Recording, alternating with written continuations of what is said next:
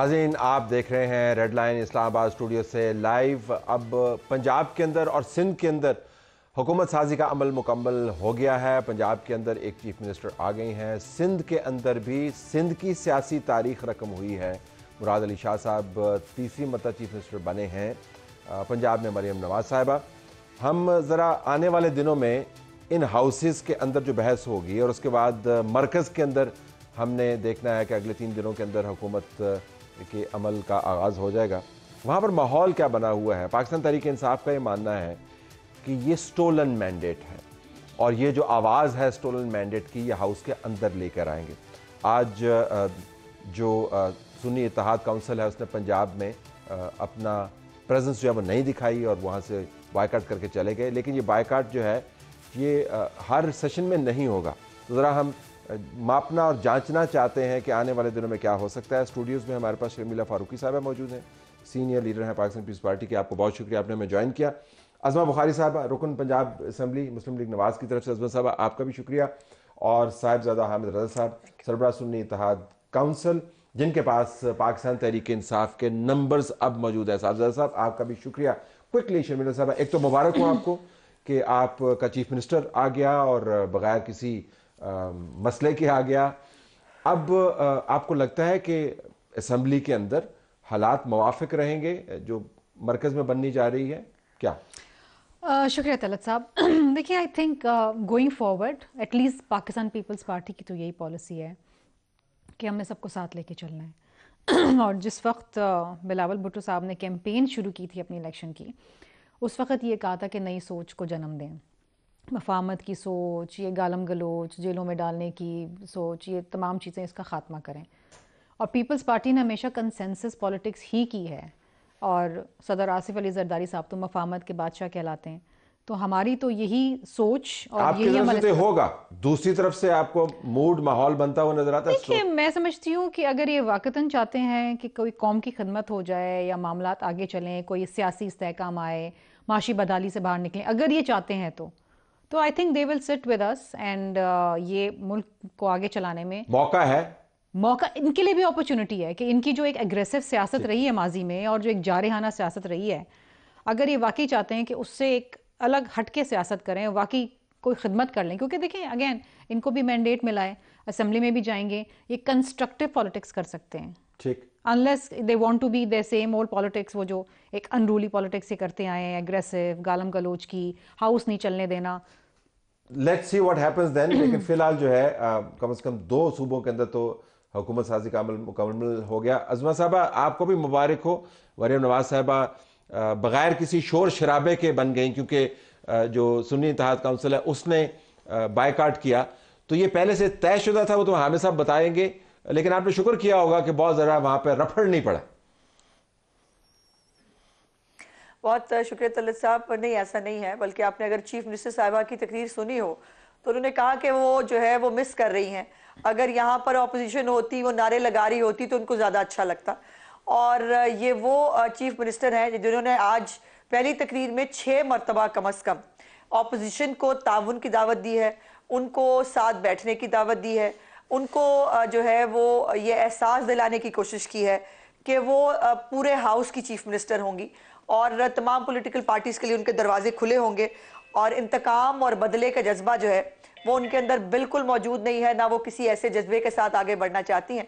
ये कैटेगोरिकली उन्होंने आज अपनी फर्स्ट स्पीच के अंदर जो है कथा कलामी होती है। वो तो बातें बड़ी अच्छी लगती हैं क्योंकि अपोजिशन मौजूद नहीं थी, तभी उनको मिस कर रही थी। अगर अपोजिशन मौजूद होती तो वो तो मैं हामिद साहब से पूछता हूँ तो इनकी पॉलिसी क्या है? तो नहीं, एक मिनट तलत साहब, कल जब स्पीकर और डेप्यूटी स्पीकर का इलेक्शन था, बाकायदा तौर पर नारे वारे भी लगे, बहुत सारा वो भी हुआ, बल्कि एक तूफान बदतमीजी बरपा हुआ। उनके एक मेंबर ने नहायत ही घटिया और बदबूदार किस्म की गुफ्तगू की जो है वो on the floor of the house, जो पता नहीं बाद में एक्सपंज शायद कर दी गई, लेकिन वो दिखाया उन्होंने कि वो क्या करना चाहते हैं। लेकिन फिर भी हम समझते हैं कि ऑपोजिशन को साथ लेके चलना चाहिए। ये इन पर डिपेंड करता है, ये पार्लिमानी नॉर्म्स में रहेंगे हमारे सिर आंखों पर, और अगर पार्लिमानी नॉर्म्स को रोंदेंगे तो फिर वो जाहिर है वो पाकिस्तान का पंजाब का जो है वो शख्स देख रहा है, वो बार बार मैंडेट देकर इनको हाउस में लाते हैं, ये फिर बाहर सड़कों पर चले जाते हैं। हामिद साहब से पूछ लेते हैं कि इन्होंने क्या करना है। हामिद साहब क्या करना है जी आपने आने वाले दिनों में, मरकज में भी और उसके साथ पंजाब में भी? जी बिस्मिल्लाहिर्रहमानिर्रहीम। तलत भाई बहुत शुक्रिया। सबसे पहले तो मैं अपनी बैनज़मा को एक बात की यकीन दहानी करवाना चाहता हूँ कि आज जो स्मूथ सेलिंग हो गई उसके बाद ऐसी नहीं होगी। और मरियम साहबा के मिजाज के अंदर जितनी बर्दाश्त है, जितना तहम्मुल है, हमें बखूबी इस चीज़ का इदराक है और हम जानते हैं कि वो जितना तहम्मुल रखती हैं। और आज कमाल हो गया कि जनरल बाजवा साहब के बारे में हमारे एक मुअज़्ज़ज़ रुकन ने को बात कही तो मेरी बहन को वो बात बदबूदार और गलीज लगी। It's a nice change basically. हालांकि जनरल बाजवा के हवाले से जो कुछ पाकिस्तान मुस्लिम लीग नून की क़यादत कहती रही है वो कोई ढकी छुपी बात नहीं है। दूसरी बात तलत भाई देखें, हम ये फर्म बिलीव करते हैं और ये हर एक का राइट है कि हम ये समझते हैं कि हमारा जो मैंडेट है उसको चोरी किया गया है और पंजाब में और मरकज़ में जो हुकूमत मुसल्लत की जा रही है और कर दी गई है पंजाब में तो वो स्टोलन मैंडेट के साथ आई है। और अब देखें, हमने तो वन स्टेप अहेड जाते हुए अपने तमाम तर तहफ़्फ़ुज़ात के बावजूद हमने ये फैसला किया था कि we will be the part of parliament. और हमारे जो तहफ़्फ़ुज़ात हैं रिगिंग के हवाला से, धांधली के हवाला से, हम उसके ऊपर आइनी कानूनी दरवाज़ा खटखटाते रहेंगे, अदालतों के अंदर हम अपीयर होंगे।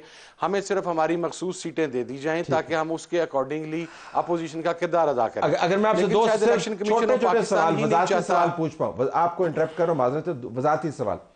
एक तो ये कि आपने कहा कि आपकी रिजर्व सीट्स दे दी जाएं, तो आपने क्या लिस्ट सबमिट की हुई थी जो मैंडेटरी है किसी भी जमात की तरफ से अपनी मखसूस नशिस्तों की, ख़वातीन की नशिस्तों की, या नहीं? जी बिल्कुल। पाकिस्तान तहरीक इंसाफ ने जो लिस्ट सबमिट की हुई थी वो सिर्फ पाकिस्तान तहरीक इंसाफ की लिस्ट नहीं थी बल्कि वो तीनों एलाइड पार्टीज़ की। उसके अंदर अगर आप ख़वातीन की तादाद चेक करें तो उसमें हमारी सुन्नी इत्तेहाद कौंसिल की खातून भी शामिल थी और मजलिस वाहदत मुस्लिमीन की शामिल थी। तो हमने एज एन अलायंस वो लिस्ट जमा करवाई थी वहाँ पे तलत भाई। अच्छा, चले उसके ऊपर तो मैं आईनी बहस कर लूँगा। ज़रा दूसरा ये बताइएगा, आपने कहा कि स्टोलन मैंडेट, आपने एक वेबसाइट बनाई हुई है जिसके ऊपर आपने कहा था कि, अब आपका लफ्ज़ इस्तेमाल करूं, पीटीआई और आपकी जमात के हवाले से भी कहा गया था कि तमाम फॉर्म 45 जो स्टोलन मैंडेट के वहां पे आएंगे। तो पंजाब में मैंने अभी जो वेबसाइट चेक की है उसके ऊपर सिर्फ आपने 2 सीटों के ऊपर फॉर्म 45 जमा करवाए हैं। तो बाकी किधर है जो स्टोलन मैंडेट के, एविडेंस किधर है? वो इंशाल्लाह अगले 24 घंटे के अंदर तमाम का तमाम एविडेंस, उसके अंदर हमारे पास 60 सीटें ऐसी हैं जहां पर हमारे पास 100% फॉर्म 45 मौजूद हैं। और मैं उसके अंदर आपको एक हल्का भी निशानदेही करूंगा। उस हल्के के 27 पोलिंग स्टेशंस के ऊपर तमाम उम्मीदवारान के वोट हैं 0 और पीएमएलएन के वोट हैं 17,000। हमारी वहां से लीड थी 15,000। मैं वहां पर आपको उस हल्के के उन 27 पोलिंग स्टेशंस के फॉर्म 45 भी प्रोवाइड करूंगा।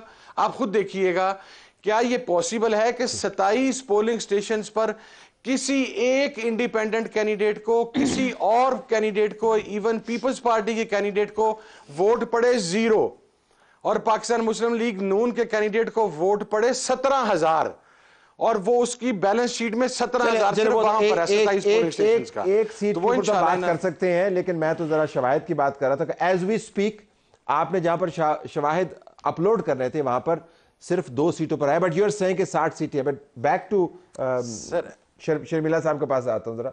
सो ये मूड जी इन अनदर 24 आवर्स इंशाल्लाह। अच्छा, ये जो मूड है ये कोई बहुत ज्यादा मुवाफिक और प्रॉमिसिंग मूड नहीं लग रहा है। सो दे हैवंट लर्नड एनीथिंग। इन्होंने वही सियासत करनी है। मैं इनके साथ सिंध असेंबली में बैठ चुकी हूँ।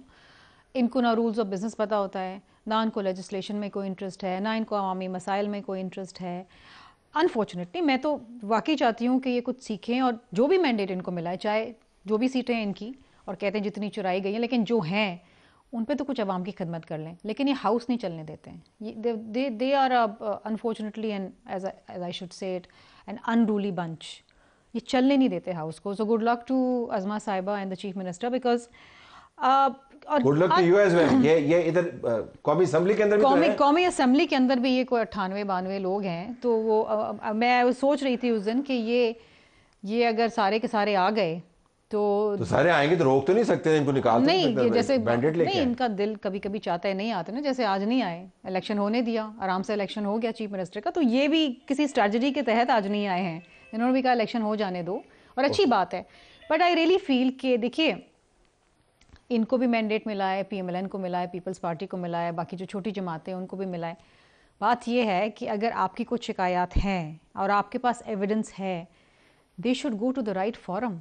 अभी तक तो उन्होंने अपनी वेबसाइट पे अपलोड नहीं किए, ना ये इलेक्शन कमीशन के पास गए। हमें पता है ना, हम फॉलो करते हैं केसेस। इन्होंने अभी तक कोई फॉर्म 45 किसी को नहीं दिखाए हैं, ये सिर्फ प्रेस कॉन्फ्रेंसेस में लहराते हैं। They have not shown it to anybody. ये किस तरीके से अपना मुकदमा लड़ेंगे? वो कह रहे हैं कि 24 घंटे में आएगा, लेट्स सी व्हाट। ये तो हम 8 फरवरी से सुन रहे हैं। अजमा साहबा, सो आपने सुन लिया, आमिर साहब ने कहा जी कि आज दी गल्लां उतना रहना, जरा होशियार रहना। नहीं, हम तैयार हैं जी, हमें इनसे यही सी बात की तवक्को है। हमने सिर्फ एक गुडविल जेस्चर दिया था और हम समझते थे कि शायद सैनिटी प्रिवेल कर जाए, इन्होंने कुछ सीख लिया हो माजी से, लेकिन नहीं, वो मैं आई स्टैंड करेक्टेड कि ये कभी नहीं सीख सकते।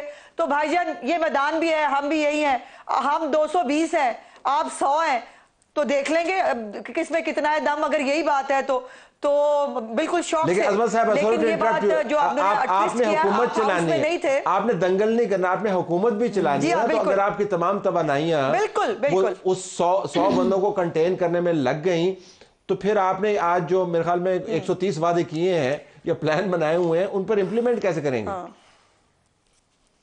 नहीं, इंप्लीमेंट हो जाएगा, ऐसी बात नहीं है। ये 100 लोग जो है रौला डप्पा डाल सकते हैं, ये बदतमीजी कर सकते हैं, करते रहे, हमारे पास तो टाइम ही नहीं है इनको जो है। हमने तो टिश्यू भी पेश करने थे, हम तो चाहते हैं महाजराई ना हो, ये हमारे साथ बैठे, जहां हमारी सलाह हो सकती है वो करने की कोशिश करें, लेकिन उन्होंने सिर्फ फसाद करना है, ये वही कर सकते हैं। सो गुड फॉर देम, वो ये करते रहे। हमें मालूम है हाउस कैसे चलाना है, हमें मालूम है कि इनके साथ जो है वो कैसे डील करना है। और ये मेरे भाई जो है वो हाउस में नहीं थे, भाई मैं हाउस में बैठी होती हूँ। हाफिज फरद की बात कर रही हूँ, जो खुद इश्तिहारी और जमानत लेके आया है, और जो उसने गंदगी बकी है अपने मुंह से, वो मैं दोहराना भी नहीं चाहती। लेकिन क्या वो हामिद साहब कह रहे हैं जनरल बाजवा के बारे में बात कर रहे थे? हामिद साहब कह रहे हैं जनरल बाजवा के बारे में बात कर रहे हैं? नो, मैडम के बारे में जो है वो बहुत ही घटिया गुफ्तगू जो है उन्होंने की थी। मतलब छोड़े, मैं इस तरफ नहीं जाना चाहती। दूसरी बात यह है कि मेरे प्यारे भाई का नाम इलेक्शन कमीशन ऑफ पाकिस्तान तो नहीं है ना, क्योंकि आखिरी इत्तला तक तो आपका नाम इलेक्शन कमीशन ऑफ पाकिस्तान नहीं था, और ना आपसे किसी को जो है वो ऑथेंटिकेशन चाहिए कि कौन कितनी सीटें जीता है। प्यारे भाई, अगर आपके पास इतने फॉर्म 45 है और सब कुछ है, तो यहाँ पे आप रौला डालते हैं। 22 आप जाके जो है वो एप्लीकेशनें देते हैं इलेक्शन कमीशन के अंदर, जाए ट्रिब्यूनल्स में जाकर वहां पेश कर दें। और आपका तो कासिम सूरी जो है वो 5 साल स्टे पे कौमी असेंबली चला चुका है मेरे भाई, और मेरे भाई ने जो है वो खुद भी सुन्नी इत्तेहाद काउंसिल से इलेक्शन नहीं लड़ा, इन्होंने इंडिपेंडेंट इलेक्शन लड़ा है। और जो लिस्ट जमा कराई थी वो तहरीक इंसाफ की थी भाई, वो सुन्नी तहरीक पार्टी की नहीं थी। तो ये नहीं हो सकता कि मेरी ये सुन्नी तहरीक की लिस्ट जो है ये तहरीक इंसाफ के साथ मान ले। अब आप उर्फ जो है तहरीक इंसाफ हो गए, सुन्नी तहरीक उर्फ तहरीक इंसाफ, लेकिन कानून में आप दोनों लहदा अब देखें ना, आप ऐसी बातें करके फिर कहते हैं इनको गुस्सा ना आए। ये देखें ना, आपने भी तो प्रोवोकेशन का झंडा उठाया हुआ है। नहीं, वो तो जरा हामिद साहब जरा इसको बताइएगा जी। गो अहेड जी, the floor is yours. Hamid साहब। तलत भाई, टाइम देंगे आप मुझे? Go ahead please. सर, मेरी बहन है अजमा साहबा, मैं इनका बड़ा एहतराम करता हूँ और बहनों के लिए एहतराम ही होना चाहिए। अगर मैं इलेक्शन कमीशन नहीं हूँ तो सुप्रीम कोर्ट ऑफ पाकिस्तान इनका नाम भी नहीं है कि ये हमें सिखाती फिरें कि कौन सी लिस्ट जमा करवाई और कौन सी लिस्ट जमा नहीं करवाई। ठीक है। और दूसरी बात यह है कि जहाँ तक इन्हें इस चीज़ का है, बहन मैं आपकी गुफ्तगू में एक जुमला नहीं बोला उसमें बहन, मैं इस वजह से अवॉइड करता हूँ कि मैं अगले की बुरी से बुरी तनकीद भी तहम्मुल से सुनता हूँ। So please I request. अच्छा, दूसरी बात यह है तलत साहब के मेरी बहन शैला साहबा ने यह फरमाया कि हमने अपने माजी से कुछ नहीं सीखा। मैं अपनी इन दोनों बहनों को अर्ज करना चाहता हूं कि 90s के एरा के अंदर और उसके बाद 2008 और 13 के अंदर जो कुछ पाकिस्तान मुस्लिम लीग नून और पीपल्स पार्टी एक दूसरे के साथ करती रही, आपके इल्म में है कि वो पूरे यूरोप के अंदर, वो सब कॉन्टिनेंट के अक्सर निसाब के अंदर पंदोह निसाए के नाम से पढ़ाया जाता है कि जो वाजो नसीहत के लेक्चर वहां पर दिए जाते थे, जो मोरालिटीज के बारे में वहां पर बताया जाता था, जो पाकिस्तान मुस्लिम लीग नून की क़यादत मोहतरमा बेनज़ीर भुट्टो के बारे में बातें करती थी, जो मियां शहबाज शरीफ साहब जरदारी साहब को गले से पकड़ के खींचते थे, वो तमाम चीजें इखलाकियात के कोर्स के अंदर पूरी दुनिया में पढ़ाई जाती हैं। ये सिर्फ हम गलत हैं, हमने अपने माजी से कुछ नहीं सीखा, यहां पर सब ने माजी से सीख लिया।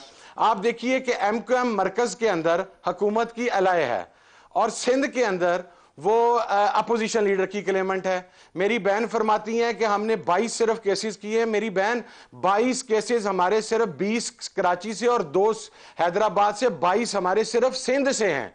आपने शायद उसको तफसील से नहीं पढ़ा। अगली बात, आपने कहा कि हमने कोई फोरम नहीं का दरवाजा हमने नहीं खटखटाया।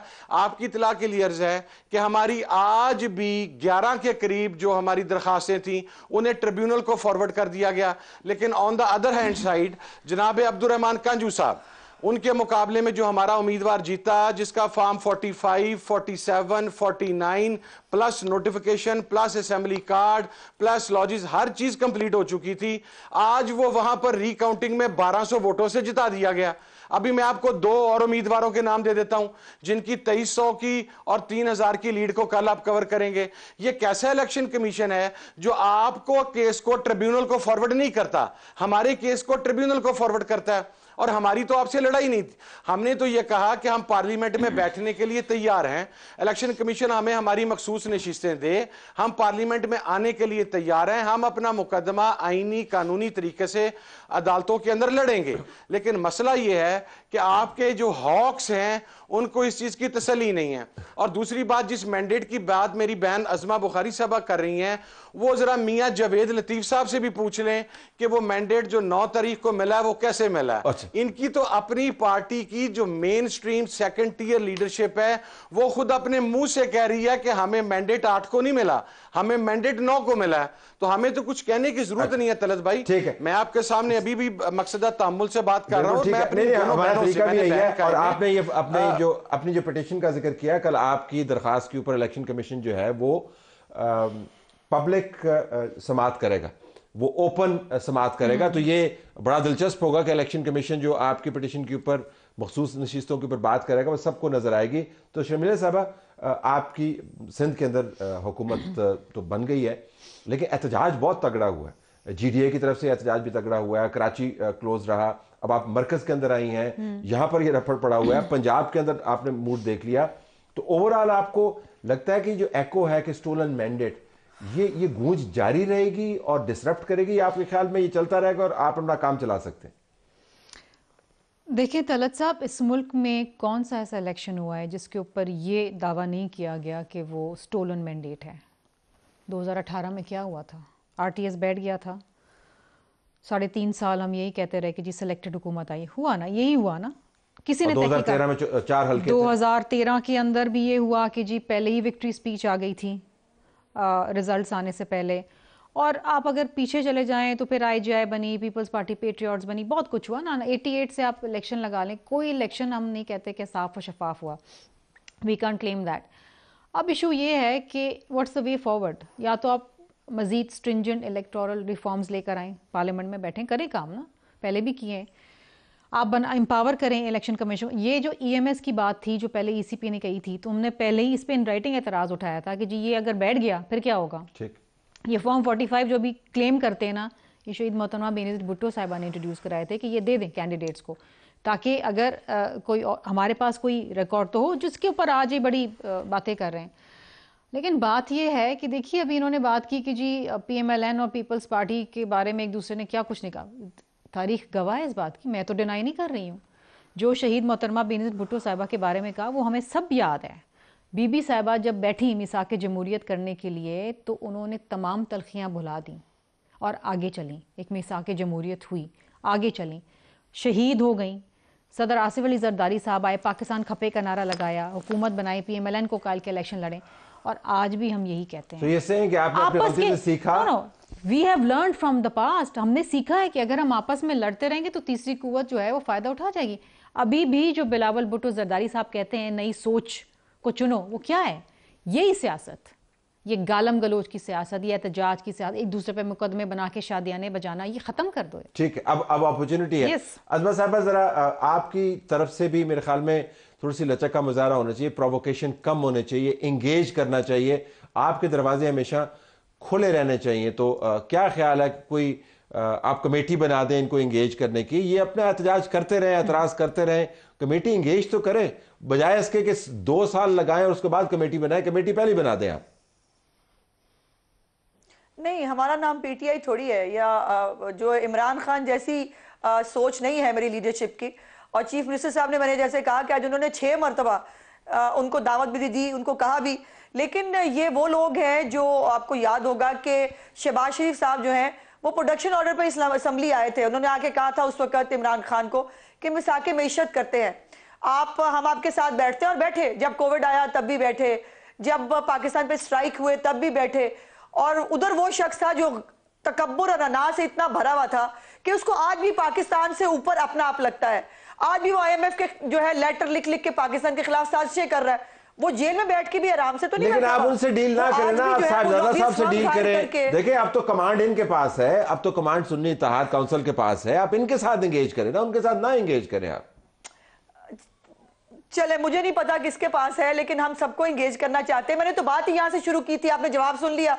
उन्होंने कहा कि आपको स्मूथ सेलिंग नहीं मिल रही आगे से। मैंने कहा जी ठीक है, अगर आपको यही लगता है तो फिर ठीक है, कोई मसला नहीं।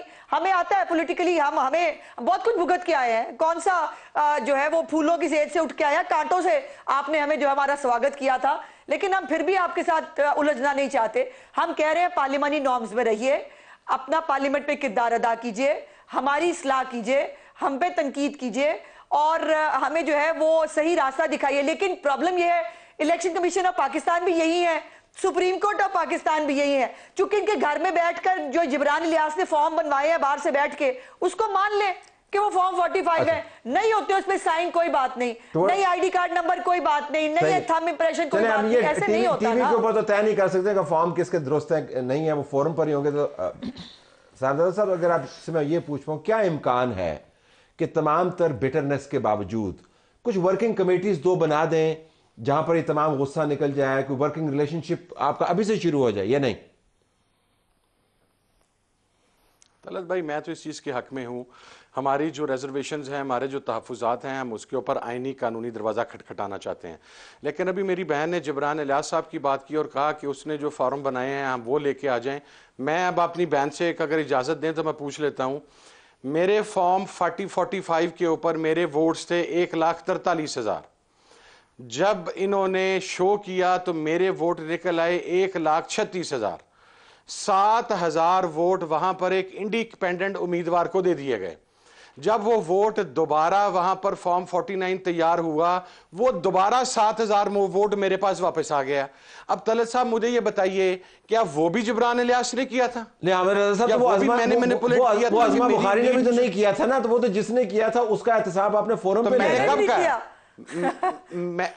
सर, मैंने तो नहीं कहा कि इन्होंने किया, मैंने तो नहीं कहा कि इन्होंने किया, मैंने तो नहीं कहा। लेकिन ये खुद ब खुद चूंकि मेरी बहन इलेक्शन कमीशन की स्पोक्स पर्सन बन गई, वो जरा उन कैंडिडेट से भी मुस्लिम लीग नून के पूछ लें जिसका मेरी बहन ने जवाब नहीं दिया।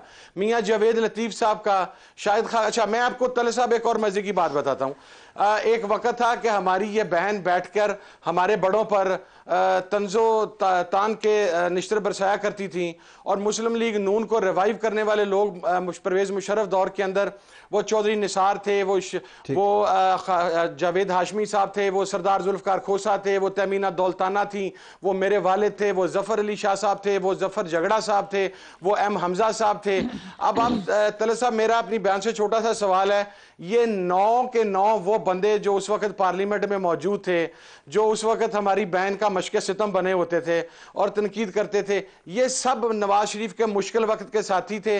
जब मियाँ साहब पर आसान मरल आया तो ये छोड़ के क्यों चले गए? क्या हर बात के अंदर मियाँ नवाज शरीफ साहब सही हैं? अच्छा नहीं, अब ये बहस इतनी तवील है, ये बहस इतनी तवील है कि मैं इसको एक प्रोग्राम में समो नहीं सकता। तो अजमत साहब, मैं आपसे ये दरखास्त करूंगा कि जिन्होंने सवाल किया है ये टेक्स्ट पे इसको जवाब दे दे, because my programme time is over, I have to leave it here. आप तीनों का बहुत शुक्रिया। नाज़रीन, हम अगले हिस्से में बात कर रहे होंगे सदर मुमलिकत का रोल क्या है और वो क्यों हाउस को समन नहीं कर रहे और मशरूत कर रहे हैं। अलवी साहब का क्या किया जाए।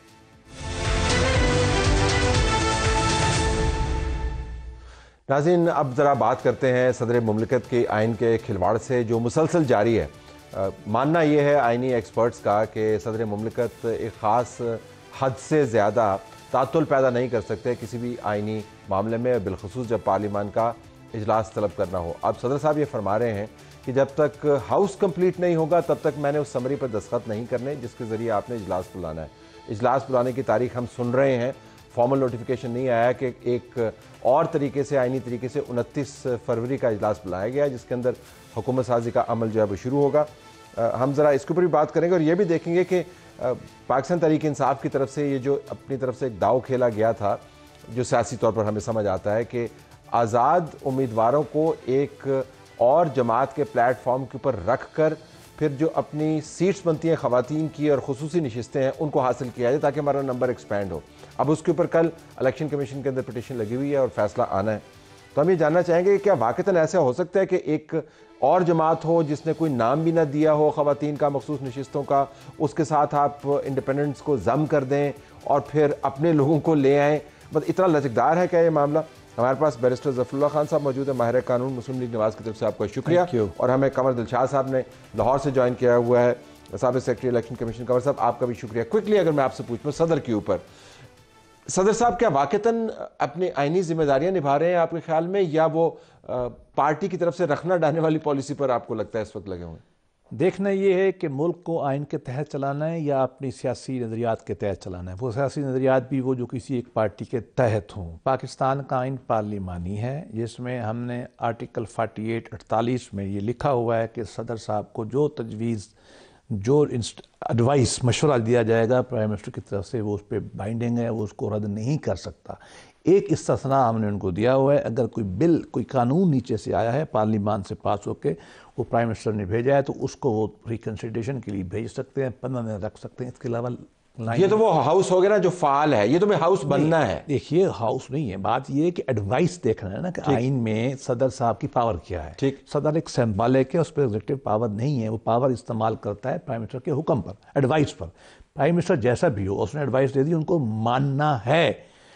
और अगर वो नहीं मानेंगे तो डिरेक्शन ऑफ ड्यूटी है, ड्यूटी से हटना है। ये एक मुसलसल सीरीज़ आ रही है, असम्बली को तोड़ना, बहाल करना, इजलास ना बुलाना, ओथ ना लेना, बदकिस्मती से ये पूरा एक पैटर्न है, इसको रुकना चाहिए। अब आखिरी दिन है, मामला जा रहा है और अगर नहीं होगा ये, अच्छा हाउस पूरा नहीं है, जब ये पीटीआई के लोगों ने इस्तीफ़ा दिया था वो इससे बड़ी तादाद में बाहर थे, ठीक, जिसके बारे में एक बदनाम ज़माना चीफ जस्टिस होते थे बंदियाल साहब ने कहा ट्रंकेटेड इजाज़ अहसन साहब ने ट्रंकेटेड पार्लियामेंट वो थी ना, उसके बावजूद भी सदर साहब इजलास बुलाते रहे। ठीक भाई, हमने आइन पे चलना है, आइन की वो ताबीर होगी जो सदियों से हो रही है। हाउस कभी भी पूरे नहीं होते। और दूसरी बात ये कि ये जो है कैसे पूरा होगा, हमने जो ला बनाया, अलवी साहब कमेटी के मेंबर थे, मैं भी मेंबर था, वहाँ ये तय लिखा हुआ है कि इलेक्शन से पहले पार्टी को लिस्ट देना है और लिस्ट तब्दील नहीं हो सकती। अगर उन्होंने लिस्ट नहीं दी है और एक पार्टी में आए हैं, अब नहीं हो सकता। और अगली बात, अगर इसको ताबीर करनी है तो हाई कोर्ट, सुप्रीम कोर्ट तो चेंज कर सकती है, इलेक्शन की कुछ नहीं कर सकता, फैसला साफ जाहिर है क्या आना है। तो अलवी साहब जो है वो अलवियाना किस्म की सियासत कर रहे हैं, आईनी सियासत। अलवियाना मैं नहीं कहूँगा, मैं इसको कहूँगा कि उमवियाना है। मौला अली की सियासत और थी और उम्मीदों की और थी। मैं इसको नाम के हवाले से, हाँ जी, नाम के हवाले से, लेकिन वो नाम भी जरा पाकीज़ा लोगों से ना जोड़ना। जी बिल्कुल सही है। जरा कमर साहब आपके पास आऊं तो ये जो इस मामले को पहले तय कर दें कि क्या एक जमात जिसने अपने मखसूस नशिस्तों की फहरिस्त नहीं दी हुई इलेक्शन कमीशन को, वो एक इंडिपेंडेंट्स के गठजोड़ के साथ अपने नंबर्स को बढ़ा सकता है, नई लिस्ट दे सकता है? नहीं, आपका क्या मानना है इसके ऊपर?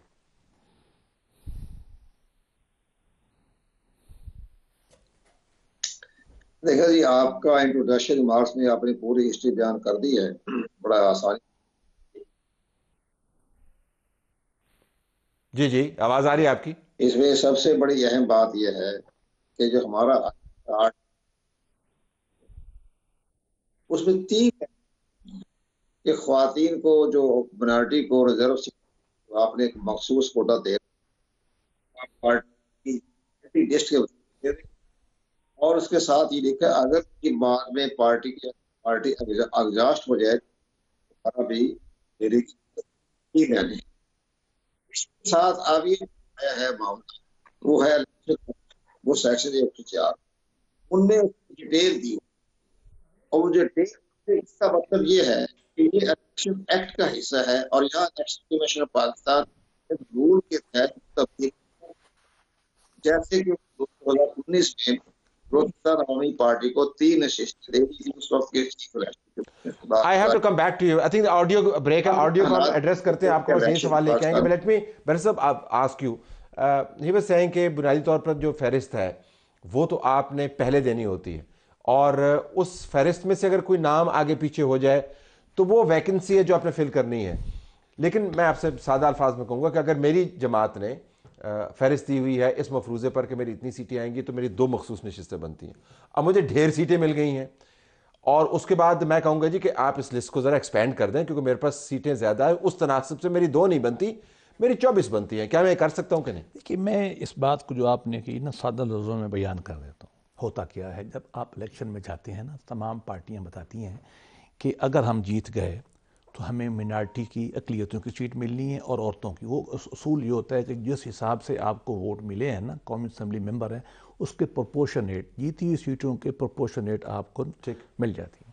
आप लिस्ट देते हैं और एक्ट में लिखा हुआ है, और लिस्ट के बाद जब इलेक्शन हो जाता है आप इजाज़त देते हैं इंडिपेंडेंट को कि आप किसी पार्टी में शामिल हो जाए। जो इस केस में शामिल हो गए PTI वाले थे और वो शामिल हो गए सुन्नी इत्तेहाद में। जो भी है, ला ये कहते हैं कि जो लिस्ट पहले आपने दी हुई अब आप बदल नहीं सकते। गलत या सही, ला ये है। उसमें इजाफा भी नहीं कर सकते? नहीं, आप नहीं कर सकते। कोई मर गया है तो और बात है, लेकिन आप नहीं कर सकते। एक दफ़ा मर्जा का केस हुआ है, उसमें हुआ है, नहीं हो सकता। गलत या सही, ला यही है। अब इस ला पे अमल करना है। अब उनको कानून के अंदर नई लिस्ट देने की इजाज़त नहीं है, और कानून बनाने में ये हमारे साथ शामिल थे। कमेटी में भी था, अली साहब भी मेंबर थे, सदर पाकिस्तान, मुनीर साहब मेंबर थे कमेटी की, श्री मदारी मेंबर थी, शाह महमूद मेंबर था, और उसके अंदर ये तय हुआ था। साफ ज़ाहिर, देखो ईमानदारी की बात है कि शायद किसी ने विजुलाइज ना किया हो। As the last stand today, जो किताब में लिखा हुआ है, किसी ताबीर का मसला नहीं है। वो ये कि जो लिस्टें आपने पहले दी हुई हैं सुन्नी तरीक ने, उसके अंदर तो सुन्नी इत्तेहाद कौंसिल ने, उसके हुई तो आप ले सकते, अल्लाह नहीं ले सकते। अब यही कुछ होना है। गलती है, सही है, पाकिस्तान का कानून ये है। Okay, let me go to Dilshad साहब। कमर साहब, आपको आवाज अब आ रही है?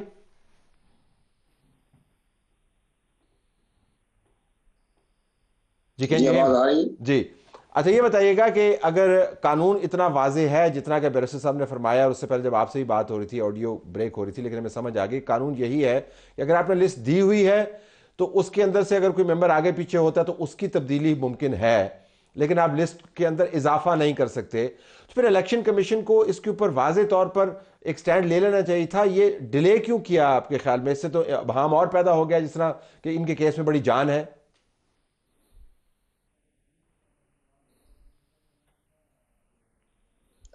जी, इलेक्शन कमीशन पाकिस्तान ने वाकया दुरुस्त फरमा रहे हैं आप कि बड़ी ताखीरी का है,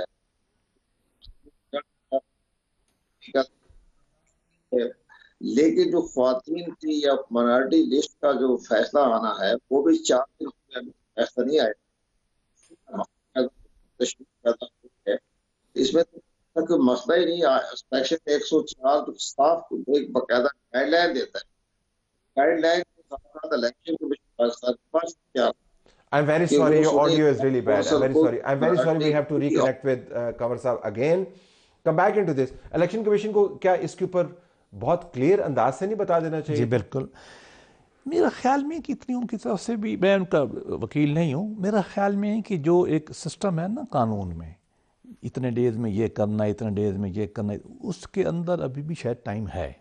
ये नहीं कह सकते कि उन्हें गैर मामूली ताख़ीर की। एक बात और ये कि मैं रोज़ जाता हूँ कि इलेक्शन कमीशन में हालत ये है कि बेंच बैठते हैं सुबह से शाम तक वो केस ही सुन रहे होते हैं, भरा होता है। शायद एक वजह भी हो, लेकिन वक्त गुजरने से पहले जो वक्त आइन में स्टिपुलेटेड है उसके पहले इनको फैसला करना चाहिए। और फैसला बिल्कुल सिंपल है, इसमें कोई ओपिनियन दो हैं ही नहीं। और पीपल्स पार्टी वाले ख़ुद भी, अपने पीटीआई वाले सीनियर लॉयर मेरे साथ कई दफ़ा टीवी में हमें वो मानते हैं इस बात को कि ये लकूना है। उनको चाहिए, अच्छा है अगर कल फुल मैच उन्होंने सुना है, बनाया है, वहाँ बैठ के सुने, दोनों को सुने। लेकिन क्या सुने, मतलब क्या सुने, मतलब आप चलो उन्होंने पटिशन जो की है तो सुन तो लेना, उनसे वो पूछेंगे कि भाई देखो ये लिखा हुआ है फलां क्लास में कि आपको नई लिस्ट नहीं देनी है, ये लिखा हुआ है, अब आप बताइए। देखेंगे कि क्या तशरीह करते हैं पीटीआई वाले, वो सुन लेंगे उनको, उसके बाद वो जजमेंट दे दें। सीधी सी बात है, जजमेंट होनी एक पैराग्राफ की, जजमेंट की जरूरत ही नहीं तो है। आपके ज़हन में कोई अभाम नहीं है, हमारे ज़हन में नहीं है कि ये जजमेंट जो है अगर कानून के बिल्कुल मुताबिक हुई तो एक पैराग्राफ के अंदर फारिग हुई। और वो क्या हो सकती है मुमकिन तौर वो सिर्फ एक है कि फलां सेक्शन के तहत, जो मैं सारे वकीलों की लंबी बात नहीं करता, लोगों को सेक्शन नहीं आते, फलां दफ़ा के तहत इनको लिस्ट पहले देनी थी, जो भी सुन्नी इत्तेहाद काउंसिल है उन्होंने नहीं दी, कानून अब उनको लिस्ट देने की इजाज़त नहीं देता, उनकी लिस्ट हमारे पास है ही नहीं। लिहाजा ये बात तो ठीक है कि उनके इंडिपेंडेंट जो थे आज़ाद वो शामिल हो गए, तादाद बन गई, लेकिन चूंकि उन्होंने लिस्ट नहीं दी है, हमारी गलती नहीं है, हम उनको नहीं दे सकते, हमारे ऊपर इलेक्शन एक्ट जो है वो पाबंदी है। अच्छा, मुमकिन तौर पर आपको लगे कि अनफेयर क्वेश्चन है, जाहिर है आप उस थॉट प्रोसेस को रिप्रेजेंट नहीं कर सकते जो पाकिस्तान तहरीक इंसाफ, नहीं मैं कर सकता हूँ, नहीं पाकिस्तान तहरीक इंसाफ के इस फैसले में पिन्हा होगा कि हमने एक जमात के साथ जिन्होंने लिस्ट ही नहीं दी, हमने अपने आप को जम करना है, तो उनका तो यही मफरूजा होगा। तो did they not know considering? मेरा ख्याल में जानते थे, उनके एक बड़े सीनियर वकील एक टीवी प्रोग्राम में मेरे साथ बैठ के ये खुद बता चुके हैं कि हमें ये मसला दरपेश आएगा, ये उन सबको पता था, लेकिन उनके पास ऑप्शन क्या था, वो अपनी पार्टी में तो रह नहीं सकते थे, ठीक, पार्टी को है नहीं पार्लियामान के अंदर, हाँ हमारी पार्टी में जम नहीं होंगे, पाकिस्तान MQM में जम नहीं होंगे, पीपल्स पार्टी में जम नहीं होंगे, कहाँ जाएंगे? पहले वो जा रहे थे, वो हमारे जो दोस्त अमीन शेजी साहब की पार्टी में, वो कोई बैकलैश आया, वो मसल की वहाँ नहीं गए तो इधर आ गए, उनकी मजबूरी है, क्यास है उनकी। इसका फ़ायदा वैसे क्या हो सकता है? ये फ़ायदा कुछ भी नहीं है, क्योंकि अब मखसूस नशिस्तें तो मिलेंगी नहीं, ख़वातीन नहीं मिलेंगी, नहीं मिलेंगी, तो फ़ायदा क्या हुआ? कुछ फ़ायदा नहीं। देखो मुझे बताइए उनको पहले क्या फ़ायदा मिला है?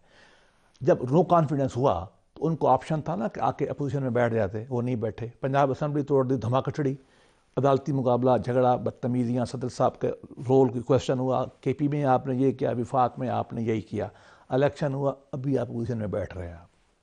चलिए वो तो एक इलेक्शन के डायनामिक्स है ना, मैं सिर्फ भी जानना चाह रहा हूँ कि आज़ाद रहना उनके लिए ज़्यादा फ़ायदेमंद था या किसी ऐसे धड़े पर जाके बैठ जाना? उसकी वजह थी, वो बिल्कुल उन्होंने सही किया। आज़ाद के ऊपर आर्टिकल 63A नहीं लगता, मतलब ये है कि उसको आप कमांड नहीं दे सकते कि आपने सदर के जो है 4 जो वोट होते हैं ना, बजट का वोट है, नो कॉन्फिडेंस का वोट है, फ्लोर क्रॉस नहीं कर सकते, इंडिपेंडेंट कर सकता है। ठीक है, ये इसको पेशबंदी उन्होंने किया है कि हमारे जो 80-82 आदमी हैं ये उधर उधर न भाग जाए। अच्छा, ये अपने हर्ड को शेफर्ड करने के लिए ये उन्होंने बंदोबस्त, लेकिन वो वाया बठिंडा हुआ ना, जो वाया प्रॉक्सी हुआ। अब जिस पार्टी के प्लेटफॉर्म पे आपने इंडिपेंडेंट डाले हैं, हाँ जी, वो डायरेक्ट करेगी ना इंडिपेंडेंस को, असूलन यही करेगी, उसका एक हल निकालेंगे ये।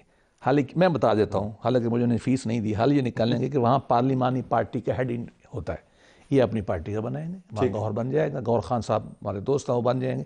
वो या कि देखिए ना, ये थॉट प्रोसेस नहीं है, ये अक्ल से नहीं चलते, ये धंधे धोस बदमाशी पे चलते हैं, ये फाशिस्ट टेंडेंसी इनके अंदर, अपोजिशन के तौर पे सोच। लेकिन प्रैक्टिकल प्रॉब्लम भी तो है ना, अगर उनके पास सिंबल नहीं है इंडिपेंडेंस है तो इंडिपेंडेंस को कहीं ना कहीं लाके खड़ा तो करना है। मैं कहता हूँ, लेकिन ये नौबत आती ना अगर सियासी रवैया रखते, जमहूरी रवैया रखते, पोजीशन के तौर पे रहते या हमें पोजीशन मानते। Big ifs and buts of history, but back to the president towards the end. तो ऐसे प्रेसिडेंट का क्या करें जिसकी एक तवील हिस्ट्री है, जिसके अंदर कभी वो, जिस तरह आपने खुद बताया, असेंबलियों को तहलील कर देते हैं, कभी वो गलत रेफरेंस जो है चीफ जस्टिस के खिलाफ भेज देते हैं, कभी वो रखना डालते हैं ओथ लेने में, वो फिर कभी एक ही जमात के नुमाइंदगान को बुलाते हैं और उनके साथ कंसल्टेशन करते हैं। आपको याद होगा गुलाम खान के जमाने में यही था, सदर के हाउस को कहते थे it's a hub of political intrigue. Yes, तो ऐसे सदर का क्या किया जाए नहीं तौर पे मुमकिन? देखिए हमारे यहाँ सदर को एक तरह से तहफ़्फ़ुज़ हासिल है, गलत या सही। आर्टिकल 248 कहता है कि जब वो हुकूमत कर रहा है जो भी कुछ करे माफ़ है, मैं इसकी कोई इतना हक में नहीं हूँ, नंबर 1। नंबर 2 ये है कि उसकी अगर वो गलती करता है तो हमने एक बड़ी सख्त सज़ा रखी हुई है, वो सख्त सज़ा है आर्टिकल 6 की, वो बहुत मुश्किल उसका बार है। उसको लगाना सोचना एक सोचा जा सकता है, but it's tough fun. As a lawyer मैं बता रहा हूँ, हमारे लॉ में गुंजाइश पैदा करनी चाहिए कि अब अगर ये मुल्क इस मकाम पे अखलाकियात पे पहुँच ही गया है कि दस्तूर एक तरफ है और पार्टी आगे है, और सदर हो या प्राइम मिनिस्टर हो, दोनों की, मैं किसी एक पार्टी की भले मेरी लेकिन सदर प्राइम मिनिस्टर के ओहदे में फर्क है ना, ये सदर जो है वो रियासत को रिप्रेजेंट करता और है, वो पार्टी को करता है, वो पार्टी को नहीं दूसरी और बात है, उसको पार्टी हटा सकती है। बिल्कुल, इसको तो हम सदर को हटा नहीं सकते, इसको तो नहीं, रियासत का सिंबल है ना, सिंबल ऑफ फेडरेशन। मैं तो ये कहता हूँ कि अब हमें ना एक कोई नया ला बना लेना चाहिए जिसमें पार्लिमान के तकद्दुस, जो छोटा मोटा लंगड़ा लूला ला इन्होंने बनाया, मैं कहता हूँ नहीं, इनको टांगना चाहिए। जो हमला करे, जो शलवारें वहाँ टांगते हैं, उनको ठीक सजा देनी चाहिए, जो ब्रिटिश पार्लियामेंट के ज़माने में करती थी। ठीक, सदर साहब के बारे में थोड़ी मेरे ख्याल में सोच विचार करने की ज़रूरत है कि ये जो कंडक्ट है ना, ये स्टेट को डैमेज करने वाला है। और स्टेट उतनी उनकी इतनी मेरी है, वो गरीब की ज़्यादा जो उनको टैक्स देता और इनके हवाले से जो इनके ख़ानदान के करप्शन के इल्ज़ामात हैं, मैं नहीं कहता दुरुस्त है, ये नहीं है, वो भी अब आपको सामने नजर आने लग गए हैं।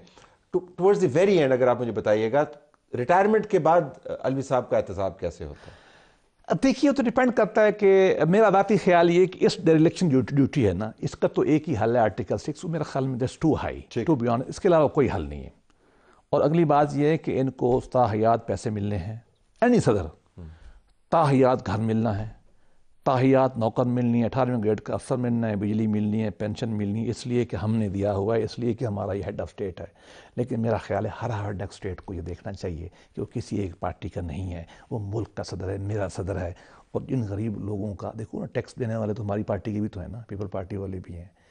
हमें, मेरा ख्याल है, पॉलिटिकल मेजॉरिटी में जाके इन चीज़ों को हया करना चाहिए, ओहदों का हया करना चाहिए। जिनको ओहदे के दौरान जब वो इस्तेमाल कर रहे थे ताकत को, तब उन्होंने हया नहीं की, तो रिटायरमेंट के बाद तो ज़रा कम ही वैसे लगता है। हम सबको ओहदे के हया करना चाहिए। हम इसी पर मामलात को ख़त्म करते हैं। बड़ा वाज़ेह है कि सदर मुमलिकत का जो ट्रैक रिकॉर्ड है वो सदर मुमलिकत का नहीं है, वो अपनी जमात के एक अदना कारकुन का है, और अदना कारकुन का रोल प्ले करते करते उन्होंने सदर मुमलिकत के ओहदे की जो तकद्दस था, जो इज़्ज़त थी, उसको काफ़ी खाक में मिलाया। अब देखते हैं कि जब वो यहाँ से निकलेंगे तो उनके बारे में क्या क्या मामलात होंगे। इजाज़त चाहते हैं, अल्लाह हाफ़िज़।